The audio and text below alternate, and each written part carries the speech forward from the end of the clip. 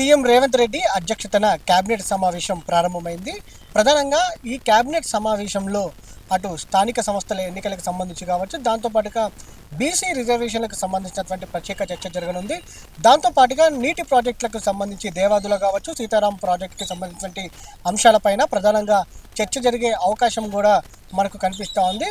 దాంతోపాటుగా అటు కాళేశ్వరం కమిషన్కి సంబంధించినటువంటి టైం బాండ్ అనేది ఏదైతే ముగియడంతో కూడా ఈరోజు కాళేశ్వరం కమిషన్కి సంబంధించి అటు క్యాబినెట్ ముందుకు కమిషన్ రిపోర్ట్ వచ్చే అవకాశం ఉందని కూడా చర్చ అనేది జరుగుతున్నటువంటి పరిస్థితి కూడా మనకు కనిపిస్తూ ఉంది. దాంతోపాటుగా ప్రధానంగా స్థానిక సంస్థలకు సంబంధించినటువంటి అంశం కావచ్చు, దాంతోపాటుగా బీసీ రిజర్వేషన్లకు సంబంధించి ఇప్పటికే ఆర్డినెన్స్కి సంబంధించినటువంటి ముసాయిదా కూడా అటు గవర్నర్కి పంపించినటువంటి నేపథ్యంలో దీనిపైన ప్రత్యేకంగా చర్చించే అవకాశం ఉన్నట్టు కూడా అటు సచివాలయ వర్గాలు కూడా చెప్తున్నటువంటి పరిస్థితి కూడా మనకు కనిపిస్తూ ఉంది. ప్రధానంగా ఈ కేబినెట్ సమావేశంలో అనేక అంశాలపైన ప్రధానంగా సాగునీటి తాగునీటి అంశాలకు సంబంధించి కావచ్చు, ప్రాజెక్టులకు సంబంధించినటువంటి అంశం పైన కూడా ప్రత్యేకంగా చర్చ జరగనుంది.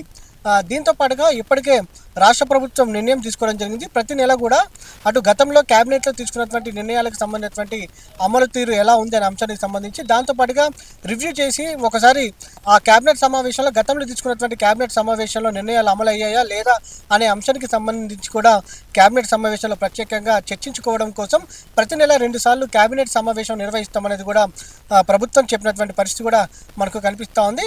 ప్రధానంగా ఈ క్యాబినెట్ సమావేశానికి సంబంధించి ప్రధానమైనటువంటి అంశం, ఆసక్తి కలిగిస్తున్నటువంటి అంశం ఏంటంటే కాళేశ్వరం కమిషన్కి సంబంధించినటువంటి రిపోర్టు అందే అవకాశం ఉంది. ఇప్పటికే గత ప్రభుత్వానికి సంబంధించినటువంటి బీఆర్ఎస్ అధినేత ముఖ్యమంత్రి కేసీఆర్ కూడా అటు కాళేశ్వరం కమిషన్ ముందుకు హాజరైనటువంటి పరిస్థితి కూడా మనకు తెలిసిందే. దాంతోపాటుగా బీజేపీ ఎంపీ ఈటెల రాజేందర్ కావచ్చు, గత ప్రభుత్వంలో ఇరిగేషన్ మంత్రిగా ఉన్నటువంటి హరీష్ రావు కావచ్చు, వీళ్ళందరూ కూడా ఇప్పటికే కాళేశ్వరం కమిషన్కి సంబంధించినటువంటి ముందు విచారణకు హాజరైనటువంటి పరిస్థితి కూడా మనకు తెలిసింది. ఒకంత ఆసక్తి నెలకొన్నటువంటి పరిస్థితి కూడా మనకు కనిపిస్తోంది. ప్రధానంగా కమిషన్ ఎలాంటి రిపోర్ట్ ఇస్తుందన్న అంశానికి సంబంధించి ఒకవేళ రిపోర్ట్ ఇస్తే ఎలాంటి చర్చ జరుగుతుంది, ప్రభుత్వం ఎలాంటి నిర్ణయం తీసుకుంటుంది అనేది కూడా ఒకంత ఆసక్తి నెలకొన్నటువంటి పరిస్థితి కూడా మనకు కనిపిస్తోంది. వీడియో జర్నలిస్ట్ ప్రభాకర్తో వంశీకృష్ణ, సమయం టీవీ, హైదరాబాద్.